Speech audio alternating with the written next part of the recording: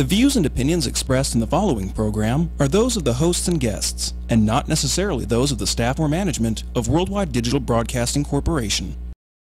Rise! Get yourselves together! Rise! Stand up and live your life! Rise! Get yourselves together! Rise! Hands up high!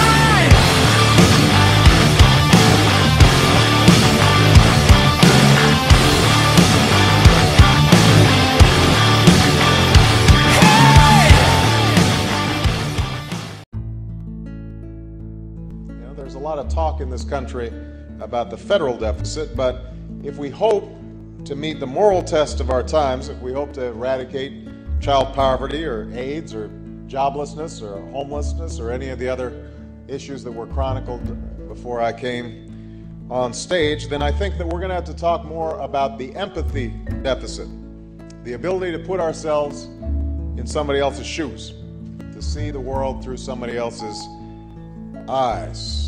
The mother who can't insure her child, or the steel worker who's been laid off, the family who lost the entire life they'd built together when the storm came to town. An empathy deficit. When we start thinking like this, when we choose to broaden the ambit of our concern and empathize with the plight of others, whether they are close friends or distant strangers, it becomes harder not to act. It becomes harder not to help.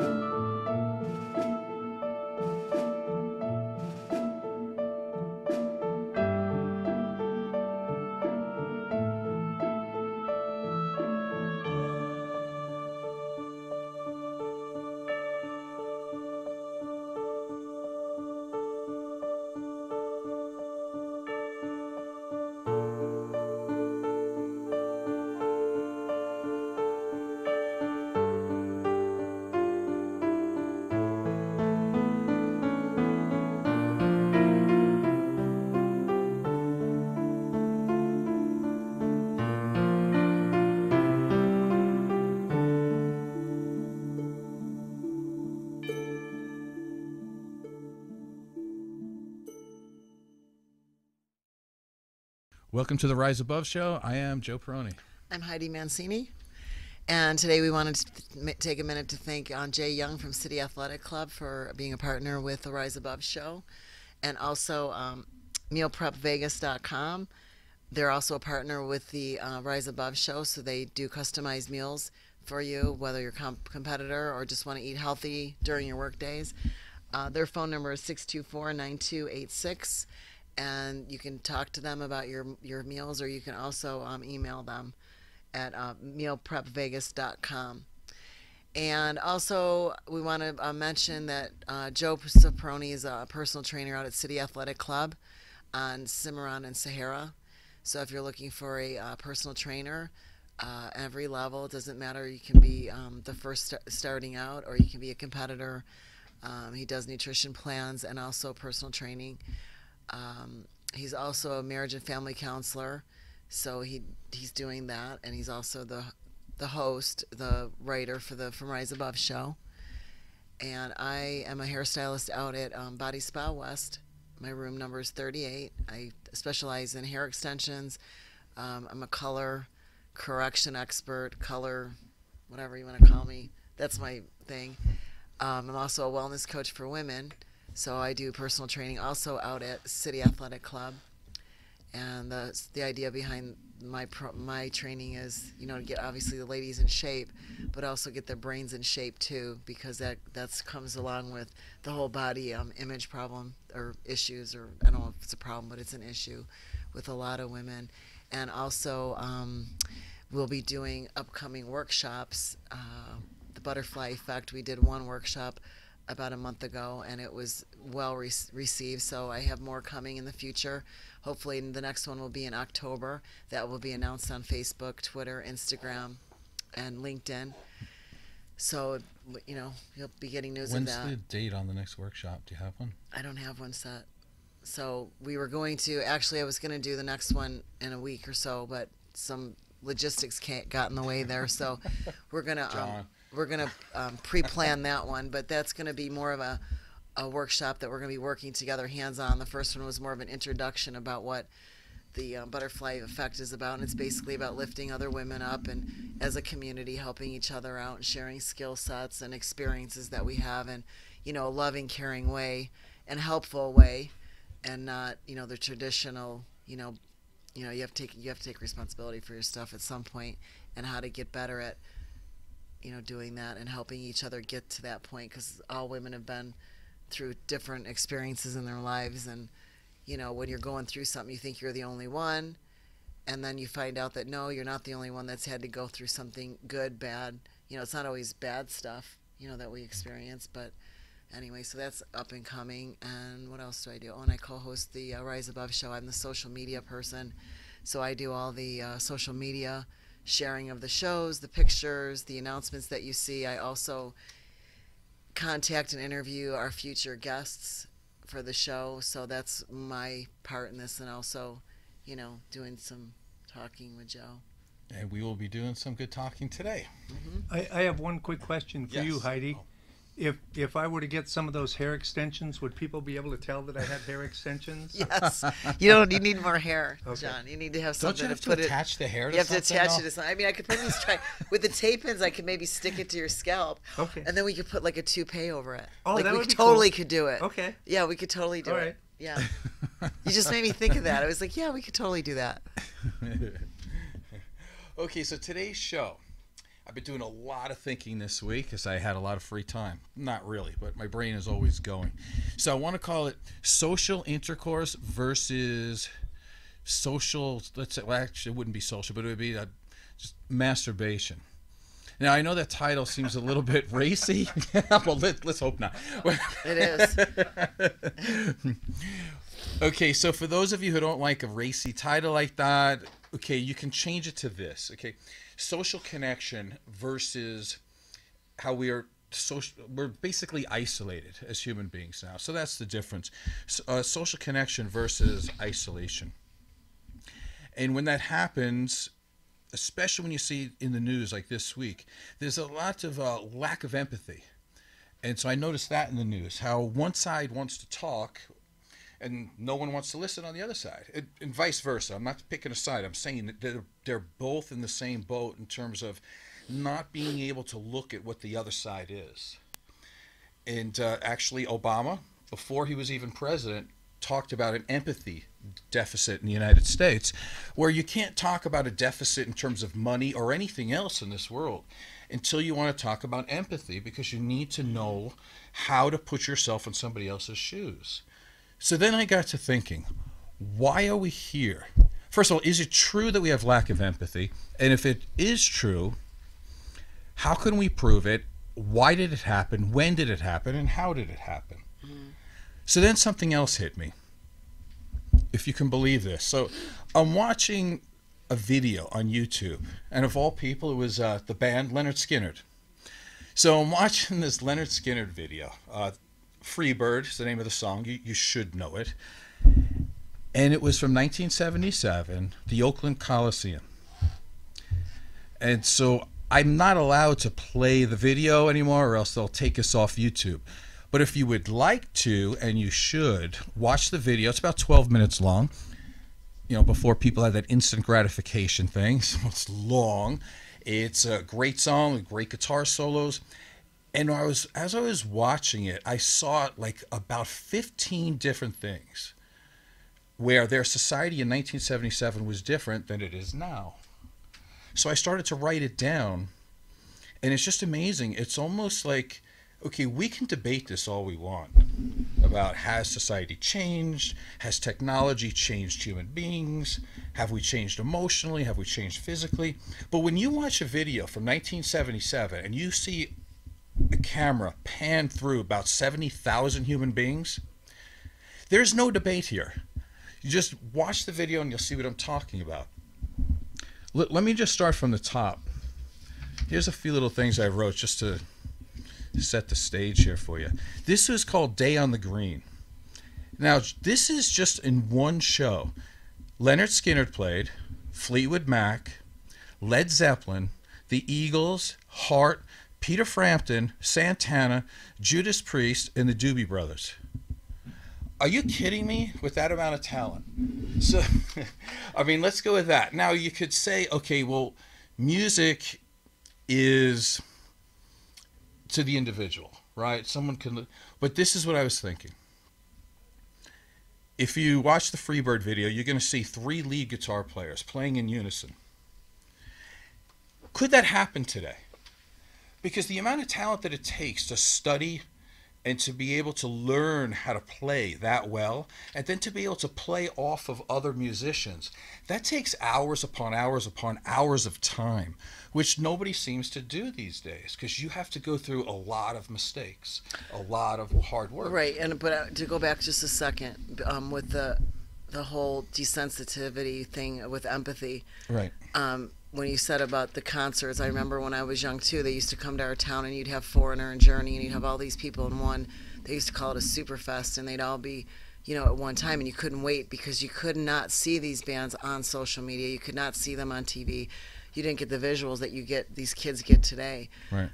So the lack of, the empathy part is, or whatever it is, I think it's a sensitivity. They've been desensitized because everything is visually fed to them already. Mm-hmm. You know, why should I go to a concert when I can download the concert and watch it in the comfort of my own home? Mm-hmm. The other part that you just talked about, what did you just say after that about the? I wanted to expand on the desensitivity to people. I believe, this is my belief. I believe that there are artists out there that are doing that. The problem is that they're doing it in their basements, and they're doing these little side gigs that they do play off each other.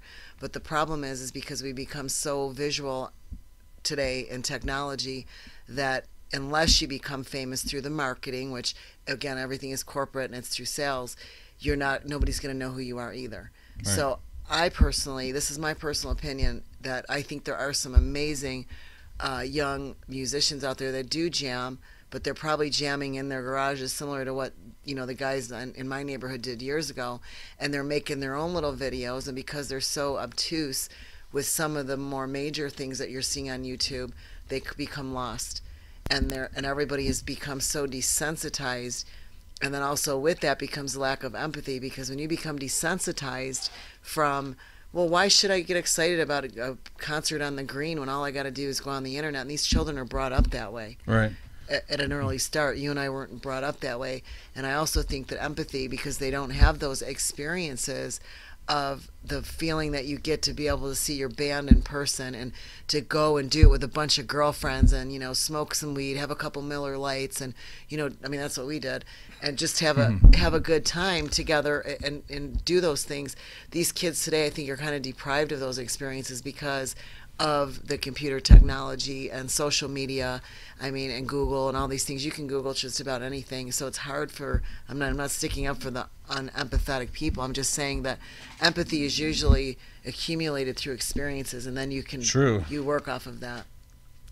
I agree with a lot of what you say. It's actually all true, right? Like it. But what I would take it to the next level here is to say, yeah, that's true because of social media that does that. But it's, okay, on the surface it might seem good, right? Like, say, somebody like me, right, that loves, let's say, Led Zeppelin. You can't see them all the time. You couldn't go on YouTube. So the thought to see them live, you were seeing some amazing people on this pedestal, and that was your time to see them. So it has changed. So in the good part that you can see or hear this music, you know, with one little press of a button, it sounds good. But here's part of the negatives of what you said. I think that there are great musicians playing in their garage somewhere, videotaping themselves. But what used to happen with music, it was a communal thing. And there we go with social intercourse. We used to walk through our neighborhood, and there would be many garage bands playing. Right? And then by the time somebody makes it, they've played together for years. And there's collaborations of other musicians all over the place. So by the time a band makes it, you can be like Bruce Springsteen, right? That it took him 8 years and 5 albums before he even had a one-hit song. So by today's standards, would Bruce Springsteen even exist as a musician that we would know? He wouldn't. He would have disappeared. So now it's like, even to listen to an album, right? Let's take Bruce Springsteen as the example because I used it. When you hear a Bruce Springsteen album back in the 70s, what you were listening to was one person's vision, like an album. Like we have a family album, you have a picture album. That was a music album. He wrote everything, every thought, every feeling, every emotion that he had within that last year, put it down in lyrics, and then put music to it, and you sit back and you enjoy what a great artist has to say to you. And you can develop that relationship with the musicians. Today, because people buy one song at a time, they don't know the difference between anything. There is no relationship to an artist. And what does that do to a young brain? It means that I only like what I like when I want. So basically it's masturbation. It's like if I don't get it exactly the way I want it right now for me, I'm not going to listen to this song because it might be a little too slow for me. It might be a little too fast. So you don't deal with it. Then what happens when you're in relationships? It's all good when things are good for me, but the first second there's a downturn, I'm out. So it starts to change your brain into this instant gratification brain, which is really a masturbation brain because it's only about you and you don't think outside yourself. But I think the instant gratification brain comes with the lack of empathy, and the other part of it is, you know, thinking into the future and thinking about what's coming, you know, down the road if people are not empathetic and they're not caring. I think the thing is to how do we get back to that? Because honestly, living in the past, it's all great, all that's amazing, but the issue is okay, it's the past, and now we have a change in culture, and we have a change in our young people. We even have a change in some of the older people. I mean, honestly, I know a lot of great kids. You know, as a matter of fact, I have that little girl that taught me how to climb. She's like 11 years old, and I watched this girl, and I'm like, what an amazing little athlete she is already, and she has determination. She has a goal set. But these kids that are coming up that have that kind of a goal set, I don't think that this child would lack empathy, but I think they're thrown into a culture that it's almost like a survival. You know, how am I going to survive in this type of evolution? That's how we're going. And I think the the decrease in empathy has a lot to do with, because as a society we've all become desensitized. You know, you can see people killed all the time, and you almost go, oh, that's normal for Northtown. Pff, somebody else got shot again. I lack empathy in certain things because I hear it all the time. Or when you hear, I'll listen to a person, a friend, a client, you know, whatever. I don't want to get, and you kind of go, you know, I'm kind of not feeling this anymore because it's becoming repetitious, and you tend to get, I think that's desensitized. And then when you get desensitized, you start to not have empathy. So I think as a culture we become desensitized because everything, like you say, is instant gratification. But when that's all you know and that's what you're fed, that's all you know. I mean, I had somebody say, how am I supposed to know that what it feels like to be loved by a mother or father if I never had one? You can't miss what you don't know. And I do believe that, you know, there's people that do go back in the past and they try to find the good stuff, but they're also being forced. I like the good stuff, but for me to be able to move forward in this world, however it's becoming, they have to go sort of with the flow. And the whole empathy thing, my concern is in the future, you know, with these future workers and, you know, the relationships. If you lack empathy, generally you're not going to have empathy for a partner, so relationships are not going to probably be non-existent too, because it's going to be all about me mentality, and there's not going to be any sacrifice, no giving, taking, compromising. You know, you don't like everybody all the time, every minute of the day. Right. So you have to have empathy to say, well, you know, I don't like Joe right now because he came home and he was having a bad day and he's being kind of a jerk right now. But how would I feel? I mean, how do I feel sometimes at the end of my work day? I probably feel the same way. But if you don't put yourself in that place, you just go, oh, well, sorry you had a bad day, but mine was worse. You know, that's the other thing you hear, too. Everybody's got to one-up the next person. It's like, whoa, you didn't even acknowledge the fact that I just said I had a bad day. You had to one-up me and say, well, now you know how I feel. Well, I don't give a shit about how you feel, because I feel but how, see, I think, but not you. I'm not talking about you. I'm just saying in general. I know that. You know. But see, we grow this, right? That's why I keep going. Video that really shocked me into it, because one of the things I notice is, of course, they all were present. They were all there. They all had these huge smiles on their face. John, go ahead. He wants to say something. Okay. Does the name Isaac Asimov mean anything to you? I know the name, but go ahead. He's a science fiction writer. Right. One of the most famous in the world. In 1953, he wrote a series of books, the first one being The Caves of Steel. Okay. Where basically his premise was that in the future, all social interaction was done through his vision of computers, cell phones, that there was no one-on-one actual physical contact between people. The only way that people interacted were through these devices and electronically. And even procreation was done electronically. Right. In other words, you sent your sperm over here, and it, you know, and there was no physical contact. Physical contact between human beings was like unheard of. And that's exactly, I mean, so this is what, that's 40, 50 years ago? Yeah, it's happening. Basically, correctly predicted what we were going to be like in the future. Well, when you talk about, you know, the cell phones in general or computers, I was telling Joe, you know, if you're in a relationship and you're constantly getting stimuli from your computer and your phone, and it doesn't have to be porn. It doesn't have to. We don't have to go there. It could be. I mean, I'm a stylist, so one of the things that gets me is I love to look at hair pictures. I love to look at makeup, fashion. You know, he doesn't know that because I don't expose him to all that. I don't think he'd care that much. But for me personally, I like art, and I'll go on my phone, and those are the type of things I look up, and I like to look at that. But if I get enough stimuli off of that to get my dopamine and my serotonin and all the happy, good feeling stuff going, what do I need him for? Yeah. He all of a sudden becomes very boring because it's like you're not as colorful and you're not as exciting as my phone or my laptop. And you see that a lot in restaurants. You see it all over now that people cannot do anything anymore without having, what could possibly be on your phone when you're having dinner with your girlfriend, your wife, your husband, boyfriend, whatever, that could be more important than sitting across from them and having an eye-to-eye, talking about your day, your week.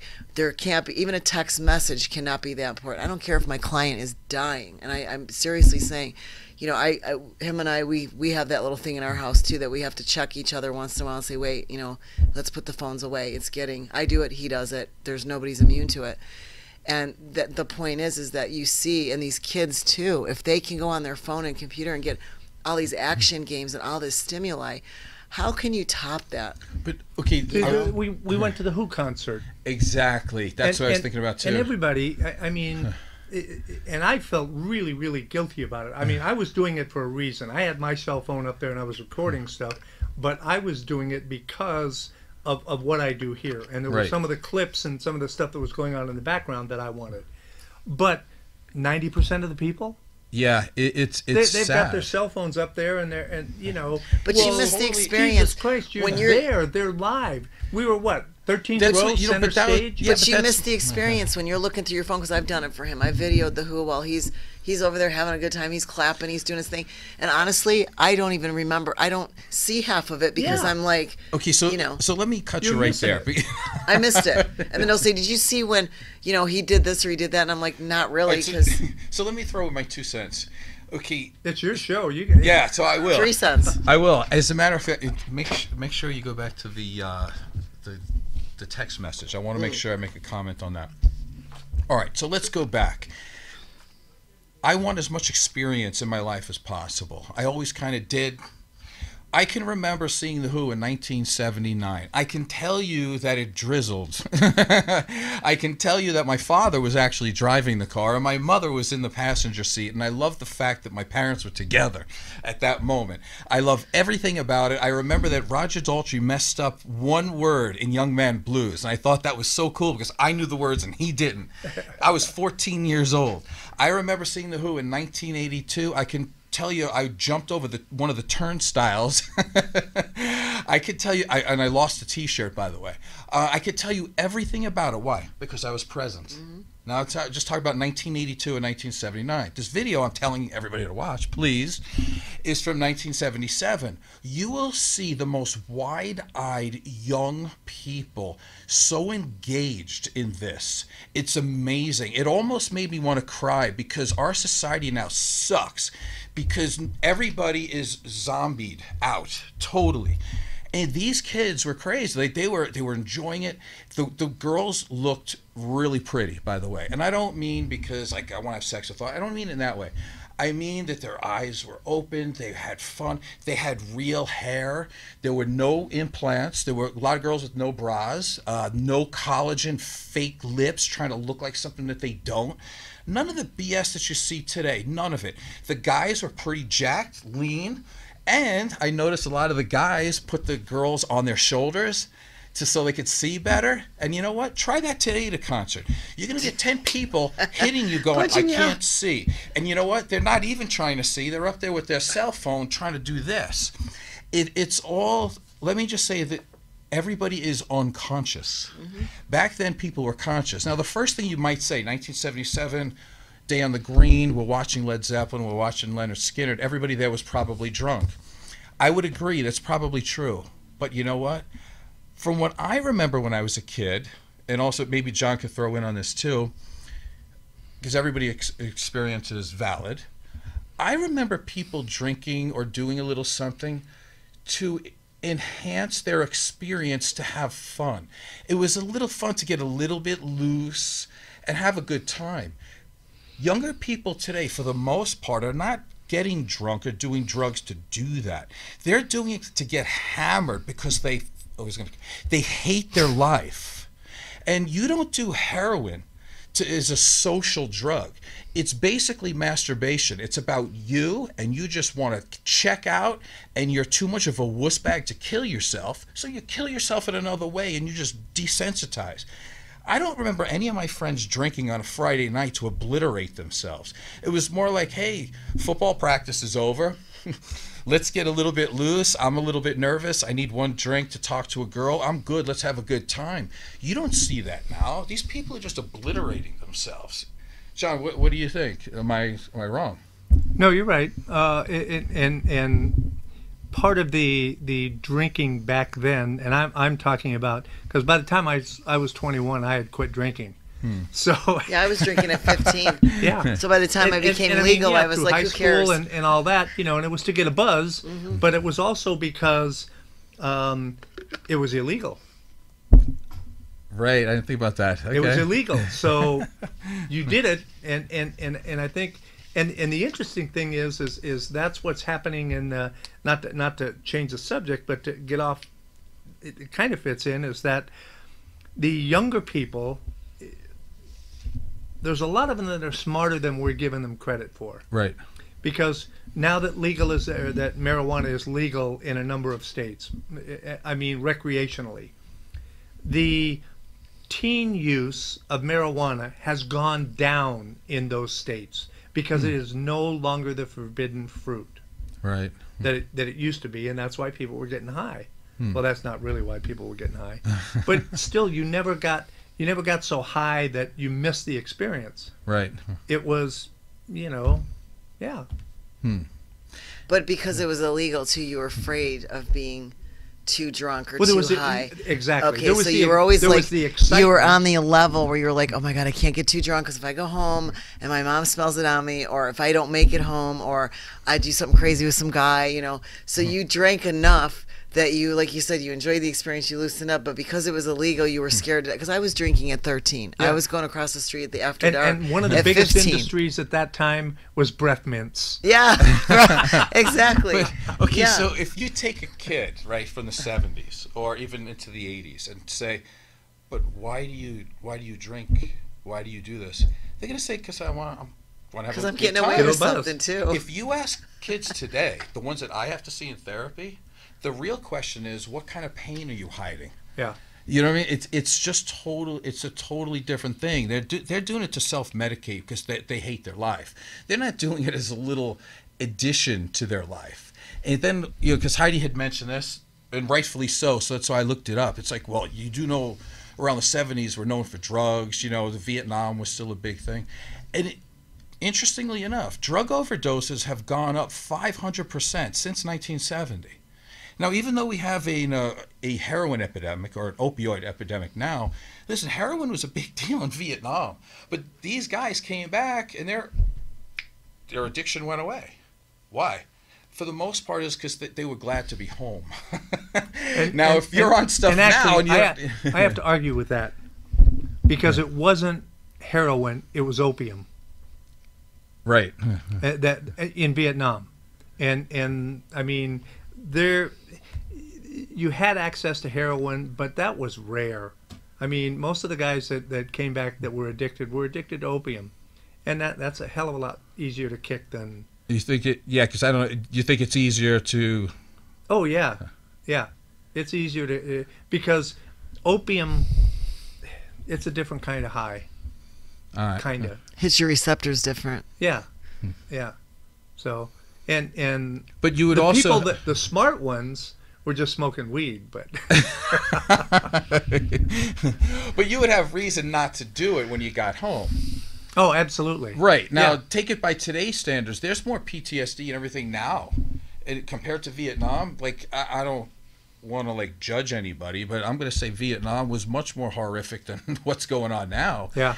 And people can't handle it. It's But wait. Yeah, but do you I think wanna people ask- get... I wanna- I- okay, I wanna wait. make a point. Do you think This as people get smart... This is the thing, because we're getting smarter in some ways, and we have dumber in access to statistics, and we have access to everything all over the world.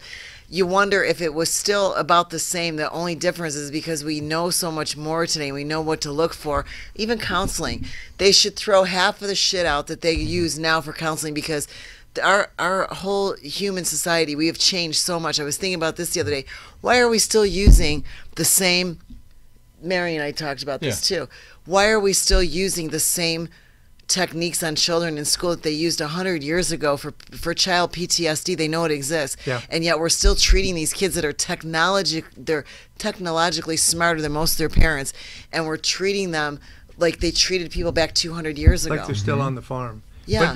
But I do want to say something about the PTSD because Right. I had one of the shows here about a month or so ago. someone made the comment that the veterans with PTSD were weak. That's why they had PTSD. No, I wouldn't say they're weak. And I it's difficult for me sometimes to sit here and keep my mouth shut. But so I thought about it, and when I went home and I was thinking, no, wait a minute, that's backwards. If you are not affected by those kinds of things and seeing what was happened, you are not a human being. You know, how do you not get affected? How do you not be impacted by shit like that? So if you can go through something like that and go, oh, that was cool, then there's something wrong with you. But no, great. You have no empathy. But that comes down to empathy, and I can guarantee that's why you could almost say today that could happen. I mean, what happened the other? My dog story. I gotta tell you my dog story quick. The other day, I was walking my dogs. I came back my normal way, and there was a car there as we were walking by. These two dogs were barking, going crazy, jumping up against the windows. And I looked again. And I was like, "There's nobody in there. There was no owner in this car." So of course I'm like, oh my God, it's not 120 out, but it's still hot. It was a black Mustang. The windows were up. So, and it was in the sun. It was hot. I mean, I was in my car. I got in my car with my dogs just before that. It was super hot. It was more than 80. So I walk into the pet store. I tell them what's going on. They're like looking at me like, I told Joe, everybody's like in a zombie state. Like, well, what do you want me to do about it? And I'm thinking of all places the pet place would be. So I asked the girl, I said, would you do me a favor? Could you stand by my car? Because I don't want to be like that person that left my dogs in the car and I had the windows down. I don't want them jumping out or whatever. And I'll go in the Lakes Lounge and I'll see if anybody in there owns the car. I walk in, I asked the bartender, I said, she goes, can I help you? I said, there's two dogs out in the car. It's hot. There's no owner. The alarm was going off in the car. And I'm just wondering if somebody in here, if it's their car. And she goes, it's nobody here. And I said, it's nobody here? Like, and I wanted to say to her, you seriously know everybody that's sitting in that restaurant what car they drove here in? Yeah. So she didn't give a crap. Right. And then the guy sitting next to her, he's looking at me kind of smirking like, look at this lady, you know? So I said, you know what, is it okay if I go in your restaurant and ask a couple people? I went in the restaurant and I went to 3 tables and I said, do you own the car? Every single person in that restaurant was like, no. Finally, when I got to the third guy, he asked me why. And I told him and he goes, it's not my car.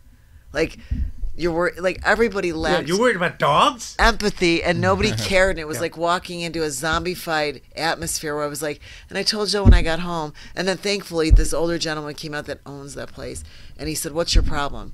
And what's my problem? Right. I go, my problem is there's 2 dogs out in that car. There's no owner there. The alarm's going off. It's hot out. And it's against the law now to do that. He goes, all right, then I'll call the police. Now, whether or not he did. No. And that's what you're supposed to do. That's what they tell you to do. Call the police and stay there. Yeah. Rather than break the window well, and let them that out. was what I said to Joe. Instinctively, you'd want to break the window, but then the way these dogs were cranked up, they were big dogs. It was hot. I don't feel like getting attacked because these dogs are already irritated. Right. But the fact that my point with the story is, you know, yeah, I have a sensitivity to dogs or any animal, but what struck me as odd is that I'm like going, I didn't have my phone. That's what it was. I left my phone at home, and all I needed was a phone call or something, and nobody really wanted. They didn't care, and they didn't want to get involved. And I'm like, oh my God, this is so frustrating. So if you lack empathy, you can't really care about another human being or anything else. And that's what's starting, I think, to happen. That we see it more and more every day. We just turn our cheeks. You know, somebody's getting beat up on the street, and you kind of just drive by and go, oh, well, what do you want me to do about it? I don't want to stop because I'm going to get hurt. That sucks. That sucks. Sucks to be you today. Let me throw in one thing about the PTSD. Please. Now, a lot of things are debatable, and there's a lot of moving parts. Of course. But one thing that's really important that we should probably throw in there is that if there is a pre-existing condition, so to speak, for someone to have PTSD, it would be a lack of connection. Number one, social connection. Wait. So you're saying that a person who develops PTSD lacks social connection? Not 100% across, but it would be a pre-existing condition. So, in other words, if I see another human being being killed, or many of them being killed or burned alive, the reason that I feel bad about that and have PTSD is because of a lack of social connection. That makes absolutely no sense whatsoever. But it does, because there's a paradox in here, right? In other words, if you take, let's say, a child, and they have a great attachment with their parents, it allows them to leave without a problem. And it looks like they're running away. But it's because they have confidence that they have a good connection. So it allows them to come back.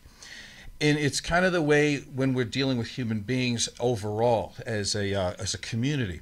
If we have human connection and something really bad happens and it's torturous and it's a trauma, there's more chance of that person being able to be put back into society and feeling well if they know that there's social connection and they've been loved before.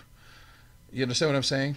Yes, but it makes no sense. But it makes a lot of sense. When you go through the psychology of it, you can... I'll show you the stuff on it. Okay. You're going to see more and more, and I don't mean just PTSD, but you're going to see more and more, whatever it could be, oppositional, defiant, anti-personality disorder. You're going to see a lot of stuff, and it really comes from not being connected to society or not being connected to your home. If something really bad happened to me, and I felt that when I went home, Heidi would have no empathy or no care for me, my chance of recovery would be a lot less.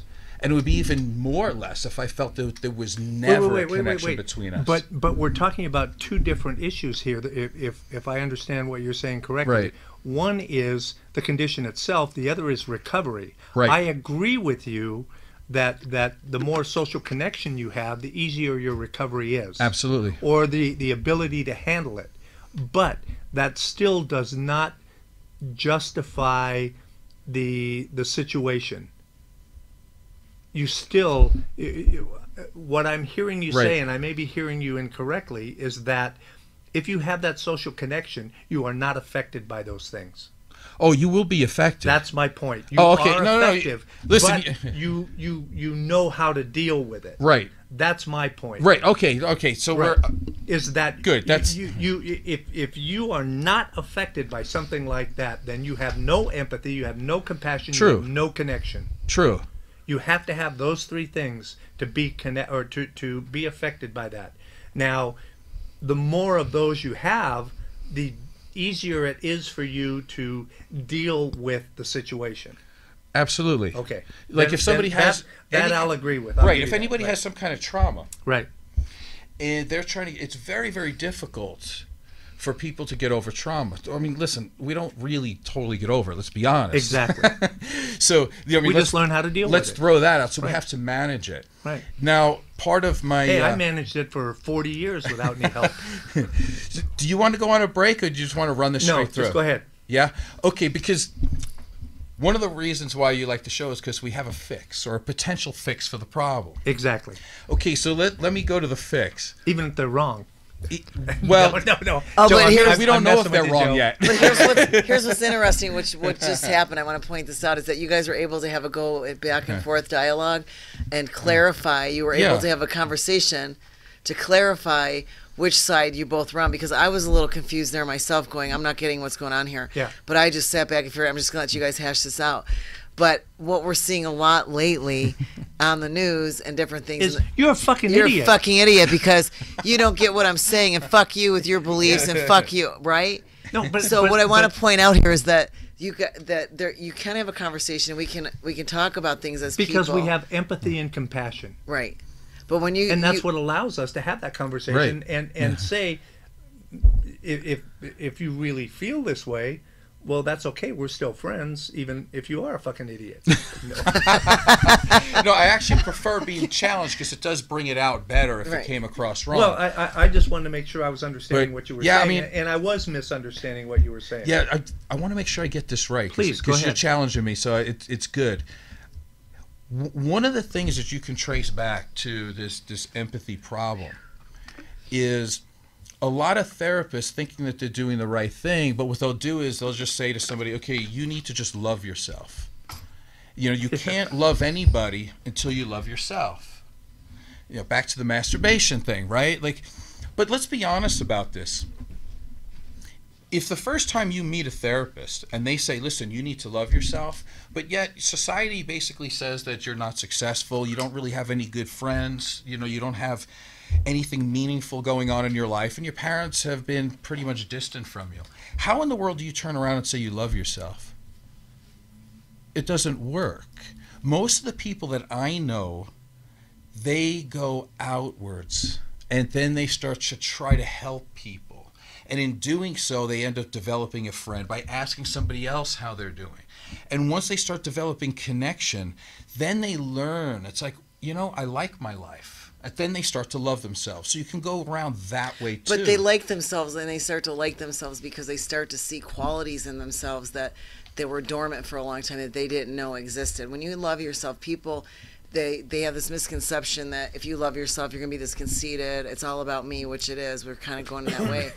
But when you can look at yourself and say, these are qualities about me that I like, or when I'm able to help somebody, or I'm able to listen to somebody, or I'm able to be empathetic, or I can help give somebody a solution, you throw it back on yourself and you go, yeah, I think I'm a pretty cool person because I'm able, like I've said this to people, I have really good communication skills.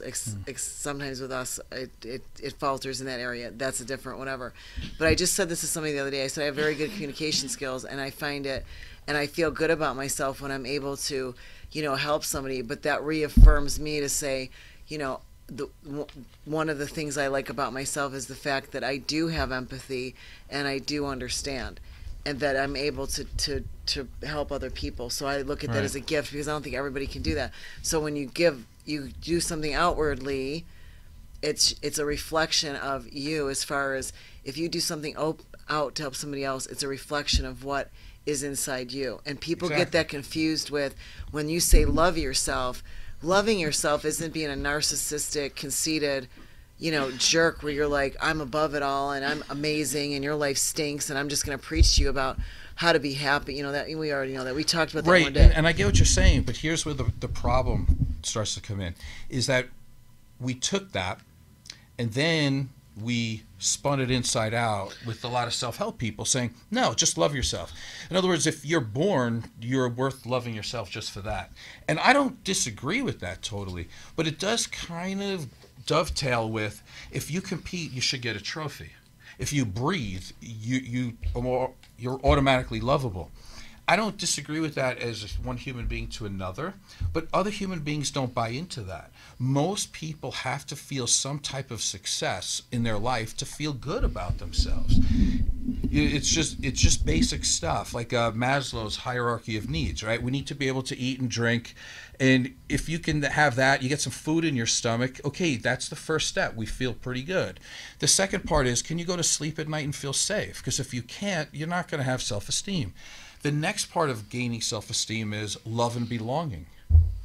Well, okay, there's the other part of the self-esteem movement that makes no sense, right? You need to just be an individual and love yourself, irresponsible, or it doesn't matter what anybody else thinks. You should be able to be by yourself and be okay, which is true to a half extent. But Maslow would say, listen, you're not going to take somebody in solitary confinement, and most likely they're not going to feel good about themselves. If you go through life as the outcast, the oddball, the person who's bullied, you're not going to get along very well. You need love and belonging, and then the next step becomes self-esteem, and then you can reach higher. Well, self-esteem is based upon, doing a task and finishing it, whether you finish it well or not. That's how self-esteem is built. And because culturally now we live in a very quick gratification society that, oh my God, you can't give all those people a trophy, not my son, he'll feel really bad. Well, sometimes you just have to feel bad because the next thing that you do, you might be better at than that person that got the trophy for that. And give him the trophy, he's not going to feel good self-esteem, either. Self-esteem is built on accomplishments. It's built on goal setting. I'm going to try this, and if it works, fine. If it doesn't, it doesn't. But in the self-esteem movement, like you said, with all the loving yourself, I think, that I don't know how that went in a totally different direction where it was supposed to be, but you do have I think the mistake that we've all made, and I mean all of us as a society, is we have focused on the trophy rather than the accomplishment. Right. And getting that accomplishing something. Exactly. And it's like we have to win, we have to get a trophy, we got to do this, we got to do that. No. Sports is learning to work together as a team, and this is where women have had a back seat to men, because over the years women have not grown up playing sports. So that's why I think, this is my only my opinion. And I'm going to back you up in a second here. Is that that's why women tear each other down instead of build each other up. Because they haven't had that experience of working as a team to accomplish a goal. You want to get the football into the end zone. To do that, you all have to work together as a team to do that. And women growing up as little girls didn't have that as much as men. Women growing up as little girls, they at a very young age compete with other women. Very young. Yeah. Because it starts with your father. Yes. If you have a brother, if you have a sister, well, it's more so probably with a sister. Right. You start to compete for your father's attention. Right. And then, the men do that too, because then you'll hear, my dad never said derogatory things about any of his girls, but he would make comments like, you're Italian, you're always going to be a thick girl. You're muscular, you're not going to be built like your sisters. All right, well, but what does that mean? His intention was to try to make you feel better about yourself. But I took that as, I'm not short and petite and skinny like my sister, so I must not be attractive. That. So then it kind of perpetuates into that. But I agree with the team thing, that girls have been forced. But now there is more team sports for girls. There's the soccer, there's the basketball. I played basketball in school. I think is awesome. I think that that was met with my dad, and when I signed up for basketball, because I ran track prior to that and did that, and I was a sprinter. Yeah, but that's an individual. It's an individual. But when I joined basketball, he was like not going to have it. He said, "That's a boy sport. What are you, a lesbian? Lesbians do that. Blah blah blah blah." I go, "Dad, I'm not a lesbian." I go, "I just want to do something," and I wasn't a cheerleader because I was too shy. Yeah. And and I played basketball, and I did become very good at it. I was taught that the teacher or the coach that put me on the team, he said, "I don't care that girl can't shoot. She can run." Yeah. So because I was quick, that's the only reason I made the team. And then they taught me how to, and that's self-esteem building. Yeah. When I couldn't hit that rim for nothing, I could run. They would teach me how, and I felt really good. I was like, I couldn't even never play ball, but it taught you how to work together as a team. And not all girls have that experience because, again, it's a guy sport. Yeah. No, I agree. Listen, sports are important. And how many times even today you hear that girls will play sports and you'll hear, well, she must be a lesbian. And if you're pretty, you're still a lesbian. If you play basketball or soccer, you're just a pretty lesbian. You're just a pretty lesbian. Well, let's go back a little bit. If you're competing for attention, that's the basis of narcissism right there, right? So we need to increase who you are. But there's other ways too. Like I was looking at this, since the year 2000, there's been a 40% decrease in empathy. What do you look at that? Like, where does that start? It starts at home. That's the first thing. How is that measured? They have a test, and I was actually going to do it, but it was going to take too long. Yeah, they do testing on it. There's the t-test for the statistical t-test. Yeah, and they go through all this stuff. I'll actually I'll send it to you. Okay, cool. The main one. There's a ton, but there's some are more important than others. I'm interested in that shit. But they start looking at the years of when this happened. You could start to kind of figure out what's going on. One of the things is that we kind of talk about children do not play with their friends anymore. If you don't play with friends in unstructured activity, here's a list that you don't learn to compromise, you don't learn to share, you don't learn to make rule making, you don't do problem solving, conflict resolution, you don't learn to bargain. I'll give you 3 of these cars if you give me 1 of those. You learn to do all this stuff, and you don't develop you can't connection. have my Steely, but you can have the cat's eye. But how important is that? It was important at the time, man. Yeah, you learn what's important to people. What their currency is, so to speak. You learn what's important to you. You learn how to argue, which is good, and then you come up with some type of thing. And going back to the music thing, bands today are not really going to be doing that, because bands that are really good have to yell and argue and scream and come up with some type of configuration that works. By today's standard, that doesn't happen.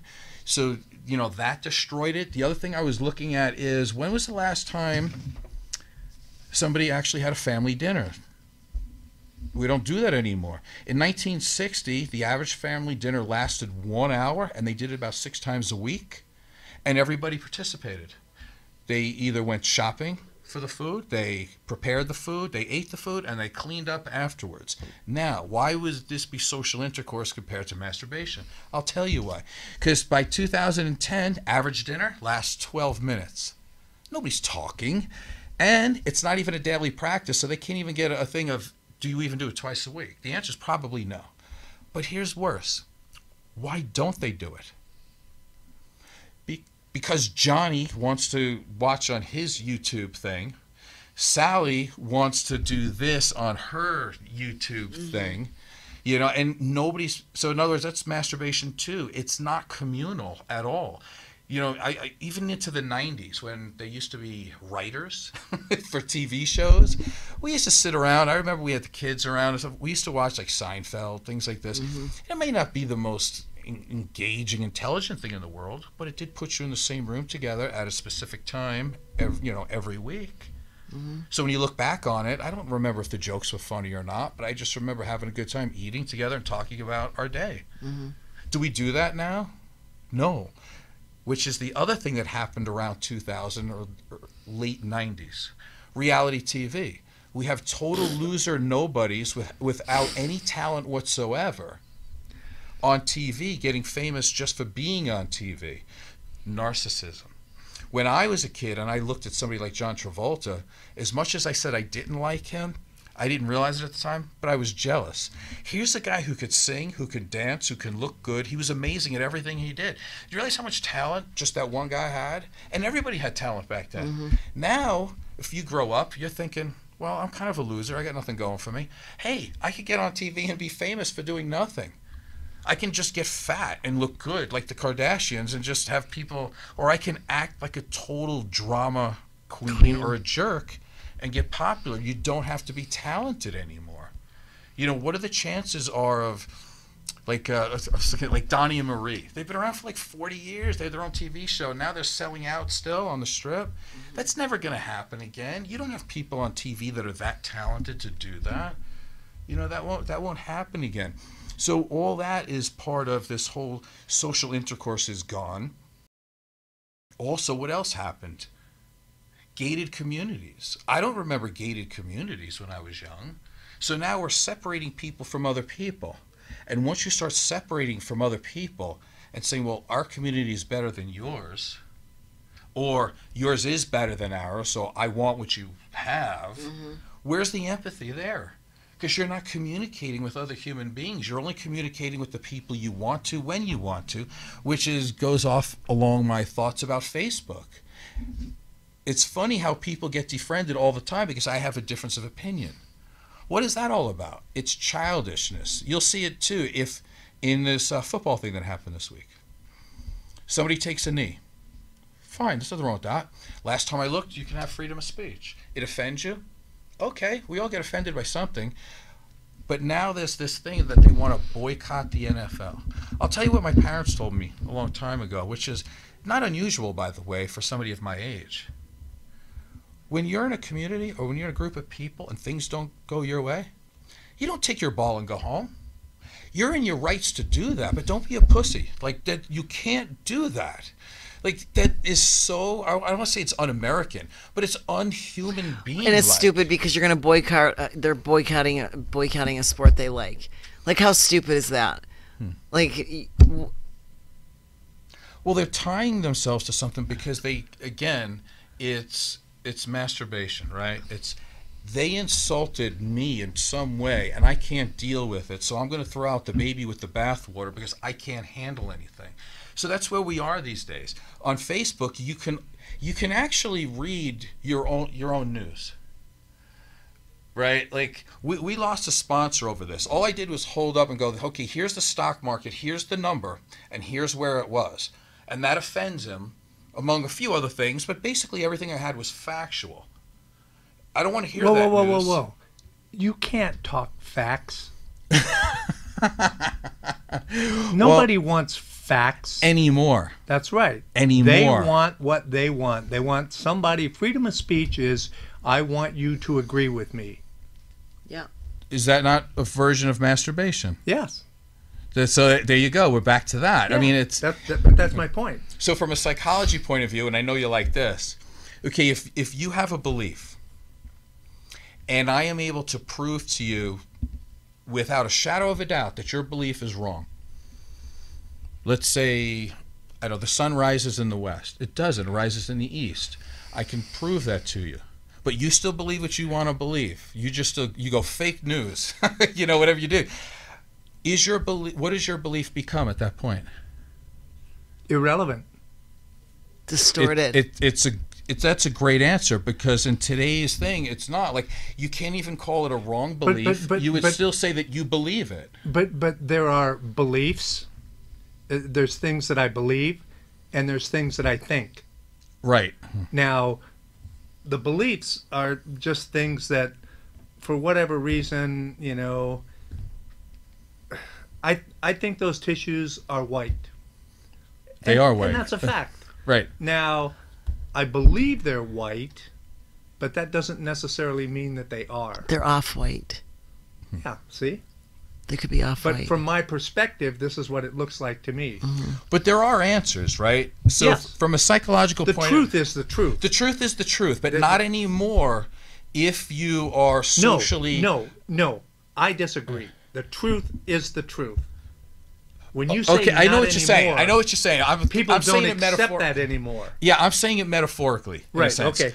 Because I'll buy that. Psychologically speaking, That's true. And this is what this is the big the end point, so to speak. The climax. The climax. The climax of the masturbation. Because Woo-hoo! psychologically speaking, if those tissues are white, and you say they're white, and I know that they're white, but I keep saying that they're green, I don't have a false belief anymore, and my belief is not wrong. From a psychological point of view, I'm delusional. Correct. And that would be, I have a delusion. And that's exactly what I'm going to think. You're delusional. Exactly. And have you seen the meme that's been running around on Facebook all the time? There's two guys standing there, and they're looking at a number drawn on the ground. Right. And the one guy is saying, that's a 6. And the I've other guy seen that. is saying, Yeah. on the other end, that's a 9. And they are both correct. Because from their perspective, and that's what we have lost. We do not allow people to have a different perspective. That's true. And that's part of what we're talking about today, is that I believe because if I came around here and looked at those from the other side, they may be gray. But they're not. No, but I'm saying I at least have to, before I say, no, you're full of shit, you're delusional, I at least have to come around there and look for myself. Right. So there's 2 points to be made, right? Like, there is truth. There is truth. Yes. So in this case, if I keep saying that they're green, I'm delusional. And you could probably diagnose me as, delusional, just whatever you want to do. Schizoid paranoia. That's crazy. So in other words, there's about 30 to 35% of Americans right now that can be diagnosed as having some type of delusion. They don't have an altered sense of truth. They're delusional. There's actually, I think, about, 62.5 million? That's about right. Yeah. Now, the other way is to have a different perspective, and we can speak about it. You just got that, didn't you? I did too, but I'm trying not to make it political. Because sometimes, sometimes the liberals like, are kind of messed up too, by the way. I know. Oh, no, no. Yeah, hey, listen. Yeah. So, again, it's perspective, right? Like, everybody should have a point of view. Like, I can look at someone POV. Point of view.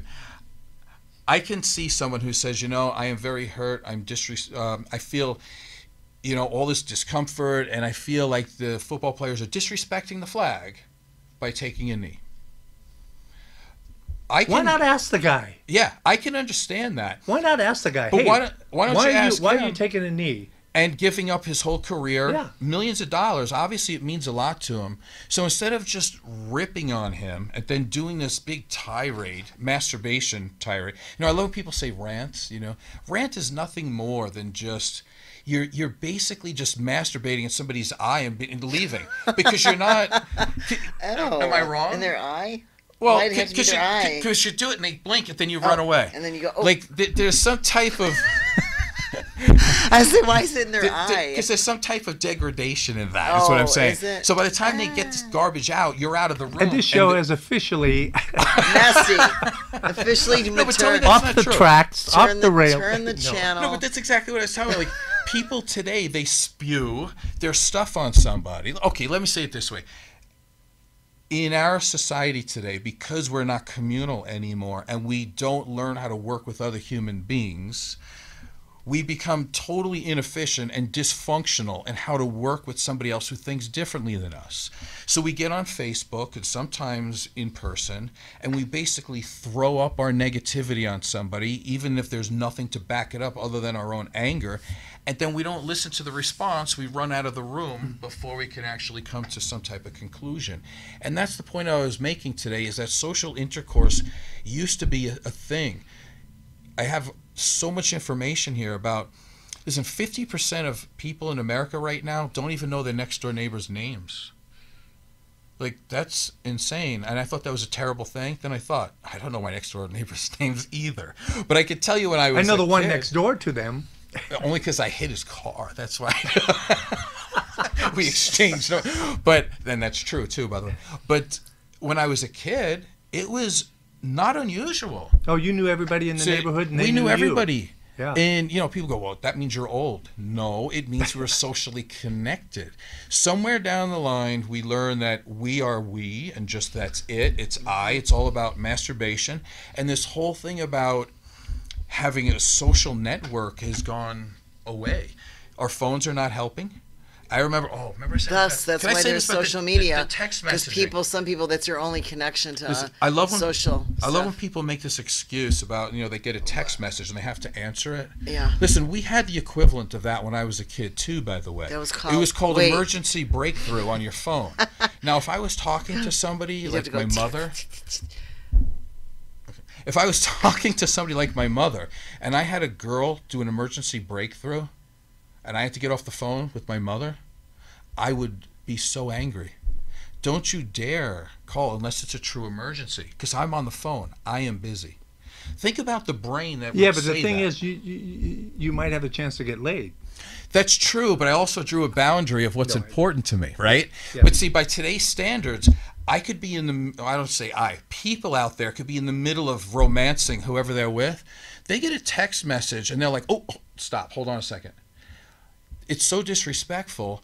And you're like, well, it's normal now. Well, it's normal not to have a real brain anymore, because you do that in the 70s and 80s. If you were to drop a smartphone to the human being in the 70s, they would say, like, listen, don't bother me. I'm with my family. I'm with this. I'm doing this. Now, today, No phone calls during dinner. No.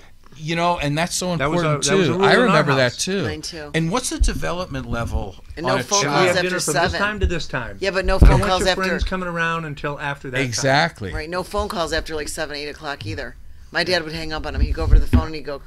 You know what one of the excuses is? They say of why people today don't have dinner together. It's sickening. They don't like each other. That is They don't one. like each other. One of them, but on the top of the list is because the kids are picky eaters. Who runs the show? Kids. When I was younger, and Yeah, fuck you. Go hungry. exactly, I don't run a diner. This Yeah. is what we're having tonight. If you're that hungry, guess what? If you don't want to eat it, you're going to eat it again tomorrow. Right. You'll have all your leftovers. I was really fortunate. My mom was a good cook. So, except Brussels sprouts. Speak of texting, I'm texting my 3:30 appointment to let her know I'm gonna be late. Yeah, I'm well, sorry. It's not that you guys aren't No, you're important. not, because we're wrapping this up. Oh, Okay. we're done. We're done. All right. So I was going to say one more thing about phones. Go Can I ahead, do? please Let's go. Okay. Say it, Joe, Mr. Phone. With his phone in his listen, ear. but go by it, because it's not about just being old and out of touch. It's being a human being and in touch. Is what I'm saying. Is that our generation today is out of touch. That's the problem. We're not socially connected. Think about child development, okay? You start to get interested in boys or girls, whatever your thing is. You're like, say, 12 years old. You get a phone call. You used to be able to pull that phone, and it's on this long cord, and you're looking your parents in the face while you're trying to romance your partner. But that development level, that makes sense. Now what happens? To go in the bathroom and close the door. A 12-year-old boy is hiding by himself. That should not happen. and he's taking pictures of his junk, sending it to his 11-year-old, girlfriend. These are things that should not be happening right now. The technology is going to here, but human development is still as slow as it always was. You get my point? Mm-hmm. Got it. And let me finish with this just real quick, just in case you think anything I'm saying is wrong. I'm going to prove this.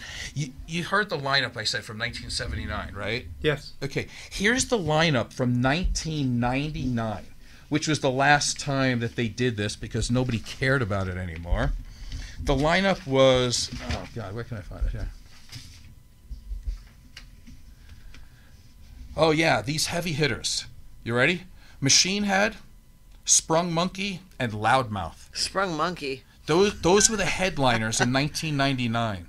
That figures. Didn't that go down a little bit? That's The because the Sprung musicians Monkeys. today suck compared to what they did, because nobody's taking the time to learn how to play instruments, and they don't know how to work together. Mm-hmm. Social intercourse. All right, then. So this has been the Rise Above Show. We will see you next time. So long.